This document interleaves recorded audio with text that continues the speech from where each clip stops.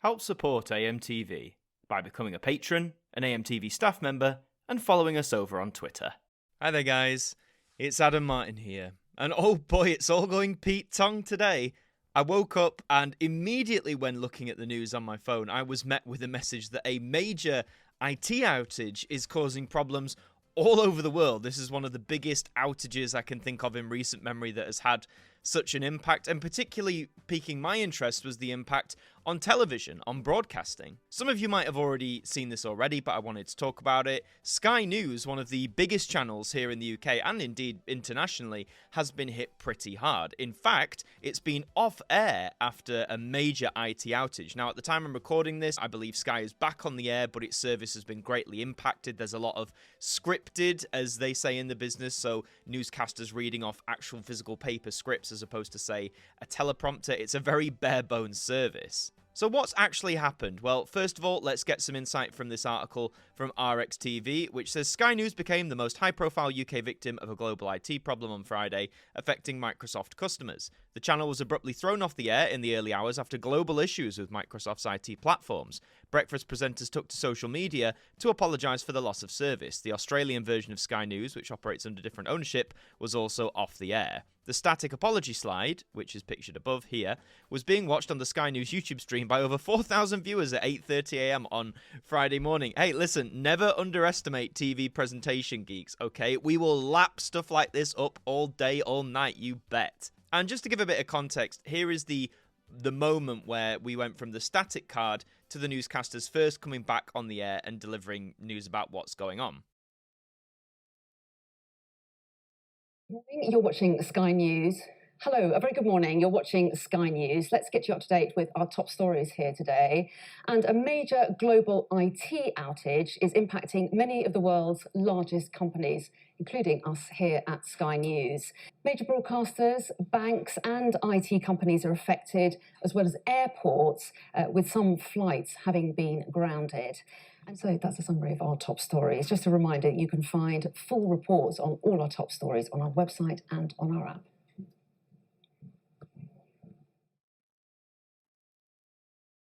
So from that, you can see after the broadcast, it goes back to the card, and then they eventually come back and sort of normal services resume. But again, a lot of focus with actual physical paper as opposed to anything more electronic or IT-based. So what happened? Reports of problems affecting Microsoft's cloud-based platforms, including Azure and 365, began to emerge in central parts of the USA late on Thursday. That's according to the Register. The problem then spread globally. In Australia, which was in the middle of its working day, numerous institutions were impacted, shutting down TV broadcasts, banks, supermarkets, and grounding airlines. Australia's public broadcaster, the ABC, battled with the blue screen of death on its computer terminals. Good God, the fact that even, these big broadcasters have to deal with the dreaded blue screen of death, something we've all had to deal with for decades, it's a screen you never want to see. As Europe woke up, the impact here became apparent, with Berlin's airport closing temporarily and various airlines grounding flights. Microsoft said it was continuing to address what it called the lingering impact of the problems to its 365 applications. It added that its services are in a degraded state. Good God. And doesn't this go to show, airports are being affected, supermarkets, broadcasters? How much do we rely on IT now, man? This is food for thought. Hopefully this video will get uploaded today. Now, in terms of broadcasting, as I say, this hit Sky pretty hard, but one of the other major channels here in the UK that seemingly the only other major channel that got affected was, weirdly, CBBC. That's right, the children's channel, which has been running as its own entity here in the UK now for several years, got hit badly. And at the time I'm recording this, again, you go on the iPlayer and it's a static card pretty much saying, sorry, there's an error, we're working to fix it. And this has been on for hours now. And it seems weird, doesn't it, that Sky News and then CBBC of all things are affected. As far as I can tell and see online, all the major ones, BBC One's not been affected. Even CBeebies, the sister channel to CBBC, hasn't been affected. Channel 4, ITV, they've not been hit by this either. Just Sky News and CBBC. It's a very weird combination, isn't it? So the start of the breaking news here, this is from the BBC now, this came at just before 8 AM this morning, saying that mass IT outages were reported worldwide. Leading banks, media outlets and airlines are currently suffering major IT outages. Flights have been grounded at Sydney Airport, United Airlines has stopped flying, and the London Stock Exchange Group's platforms is experiencing issues. Jesus. Don't stop the stock exchange, man, they'll go rabid. Also in the UK, train companies are affected. This was reported mere minutes later, particularly the Thameslink railway plans. So if you're in London, good luck. These include things about not able to access driver diagrams at certain locations. Also, key systems like real-time customer information, that's also affected. So, again, one of the key public transports here in the UK, that's been hit bad. In terms of airports, the first one to come through, aside from Sydney, I guess, was Berlin, saying that it was experiencing delays to check-ins due to a technical fault. And in Spain, an incident has been reported at all of the country's airports, and they're saying they're working to resolve that as soon as possible. In Edinburgh Airport, up in Scotland, departure boards actually just froze, showing out-of-date information about gate numbers and takeoff times, meaning some passengers have missed their flights. Earlier in the morning, the fire alarm in the main terminal building sounded, thought to have been triggered by the same computer error, and they're working to resolve that. Ryanair warned of potential disruptions across their entire network. US Airlines issued global ground stops on all flights. And then at 8:36, so about half an hour into this, they say, what is happening here? And they provide a picture of a self-service machine where it's just not working. And indeed, look at that, it's got a blue screen of death. I mean, that's in Brisbane, Australia, but still, it's the blue screen of death. A particularly serious one came from the United States about 7 minutes to 9 this morning, saying that Alaska State Troops report a 911 outage. I'm sure we all know, but 911 is the emergency number over there, similar to our 999.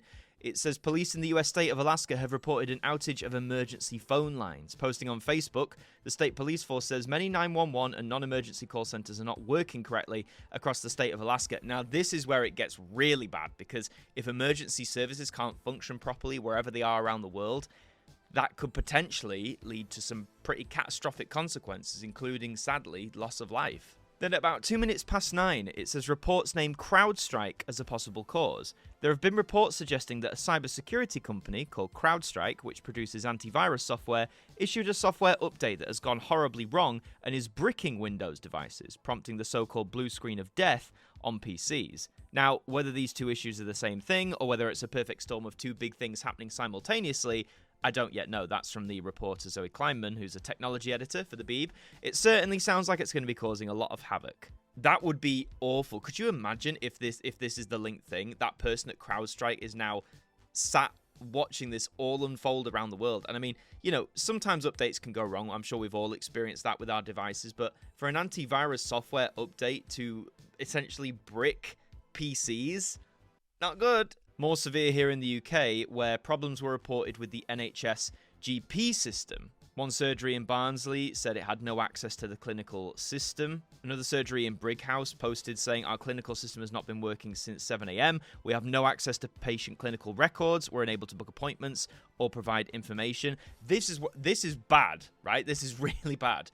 I know over the last few decades we've moved from having mainly paper records to more digital records, and that's all great, but when things like this happen, this is where it all falls apart. And again, like I said earlier, with the emergency services, similar to with booking appointments, people might need to book appointments urgently, and I'm sure a contingency might just have to go down in person or whatever, but when things like this happen, it really shows how much we rely on our IT, our technology, and how crippling it can be when it disappears.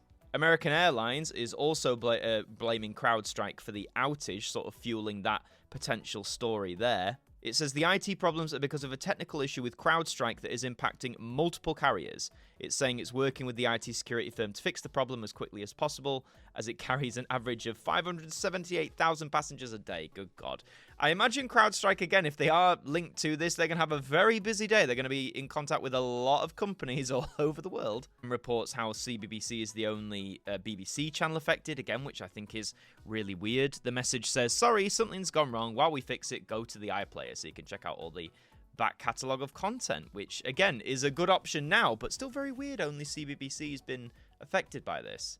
United Airlines, instead of specifically naming CrowdStrike, is saying that a third-party software is responsible for grounding flights. So again, it's still not, at the time I'm recording this, directly confirmed that CrowdStrike is the source of this, but it seems like a link could be there. Meanwhile, in Delhi, in India, they've gone manual. Look at this! Displaying all flights on a whiteboard. Oh my God! I mean, these poor workers at these airports, man, the fact they're having to resort to this. This is insane. It says no electronic terminals were available for check-in. The lines to speak with an agent were long and unwieldy. We were given blank boarding cards, asked to fill in the information manually. Baggage tags were printed blank and were also entered manually. After going through security, there's one person at Terminal 3 who's in charge of updating a whiteboard by hand with gate information. Oh, you can't make it up. I'm at the gate where the flight is meant to leave from, but there are no agents, nor is there a plane. At the gate across from the one I'm at, there's a captain and crew waiting for grounds crew to start the boarding process. Because everything's being done here manually, things are slow, but the airport remains open. Okay, fair play to Delhi for cracking on, but by God, having to do it manually. You feel for him, don't you? Even over in Paris, the Olympics' IT systems are affected, with a week before the games start that this is happening. This is the last thing you'd want to happen. It does say, though, it has contingency plans. I'd be curious to know what they are, but, you know, one of the biggest sporting event in the world, even that gets battered by this. And I'm sure they'll be able to get it fixed. They've got a week, but it's not a good look. Another big blow in terms of health-related stuff, that pharmacy services have been disrupted here. As a spokesperson for the UK's National Pharmacy Association says, we're aware that due to global IT outages that services in community pharmacies, including the accessing of prescriptions from GPs and medicine deliveries, are disrupted today. We urge patients to be patient. They really had to say that, didn't they? Whilst visiting their pharmacy. Again, not good, considering it's a health-related thing that's been hit badly. In terms of the trains, by 8 minutes past 10 this morning, it says they're still running, but multiple operators are hit. And when you look at that list, isn't that practically all of them? Like, when you actually look at that bump there, isn't that virtually nearly all of the train providers in the UK currently?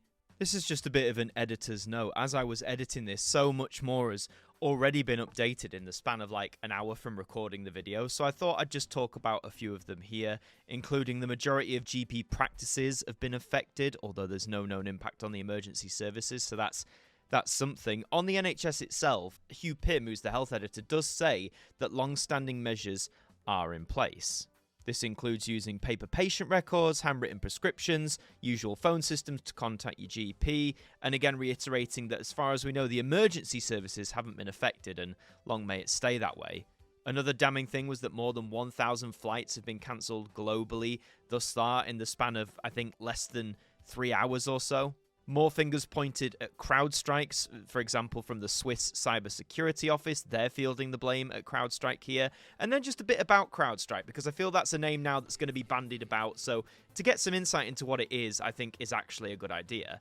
It does stress that we don't have the actual confirmation as what's caused this, although CrowdStrike now is popping up a lot. It's a cybersecurity company that was founded in 2011 with the aim of safeguarding the world's biggest companies and hardware from cyber threats and vulnerabilities. It specializes in endpoint security protection and tries to prevent malicious software or files from hitting corporate networks from devices that connect to them, such as phones and laptops. It also aims to protect the data of companies who've shifted from guarding it under their own roof or on their own servers to so-called cloud providers.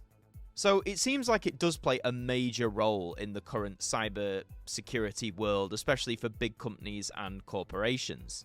More on the NHS, saying now it's being widely affected, IT service desks, transport booking systems, radiology reporting, rostering systems, the system used by GPs we talked about, voice recognition software, the NHS app itself. It's saying that it's a long list, but the systems are not entirely down. Not every hospital and or patient is affected. It's like an awful potluck. Analysis claims that this might not be an easy fix. It implies that the computer's suffering means that each one is going to need to get the hands-on keyboard's treatment. It appears to be not something that can be fixed with a central command from an IT administrator in a firm's HQ. They're going to need to go and reboot each and every computer affected. That's going to take time. If it is indeed a CrowdStrike issue, that could be a monumental task. CrowdStrike reported having nearly 24,000 customers, good God, in its last earnings. Each customer is a large organization, so the number of individual endpoints could be enormous. If that is the case, good God, that's going to take a lot of time, surely. And just to round off, CrowdStrike, as I've been recording this little edit, has said that global IT issues caused by defect in content updates. So it does seem that we have confirmation now that CrowdStrike is the source of this. This is a statement from George Kurtz, who is the CEO of CrowdStrike, better from the horse's mouth. CrowdStrike is actively working with customers impacted by a defect found in a single content update for Windows hosts. Mac and Linux hosts are not impacted. This is not a security incident or cyber attack. The issue has been identified, isolated, and a fix has been deployed. We refer customers to the support portal for the latest updates, and will continue to provide complete and continuous updates on our website. We further recommend organisations ensure they're communicating with CrowdStrike representatives through official channels. Our team is fully mobilised to ensure the security and stability of CrowdStrike customers. And again, this is very much like a putting out the initial flames. I feel this is a decent statement in terms of trying to calm everything down, saying they know what the issue is, they've isolated it, and now they're working to fix it. But the fact this has still happened in the first place is not a good look for anybody. This is pretty damning for CrowdStrike, and it's as I say, a glaring reminder of how much we as a world, as a species, all these companies and stuff, we rely on our technology, particularly our IT systems. So those are just some of the examples of how this is affecting places worldwide. I know I had a mainly UK focus there, but I just wanted to give you a scope of what's going on. Again, at the time I'm recording this, the situation is still unfolding. We don't know how this is going to impact everything by the time you see this. For the time being, man, this is insane. The fact that this has happened in our modern day and how much of a wide impact it can have, again, speaks to our technology and how, whilst we do rely on it so much, and how one tiny thing, like if it is an antivirus update gone wrong, if that does turn out to be the case, just how badly that can impact major services, major things we take in life for granted. But I just wanted to talk about this. I know I mainly started off with the Sky thing in CBBC, but this whole thing is bonkers, and I wonder where it's going to go. I wonder how this is going to get reported. I wonder what's going to come out in terms of who's to blame, who's responsible. We'll have to wait and see. But thank you very much for watching this video. If you enjoyed it, please leave a like on it. It does really help us out. And subscribe to the channel if you're brand new, because we'd love to have you aboard. And let me know your thoughts in the comments. Are you as astounded as I am that this has happened? Where do you think this is going to go? What was the cause? Let me know down below. In the meantime, I've been Adam Martyn from AMTV. Thank you for joining me, and I'll see you next time.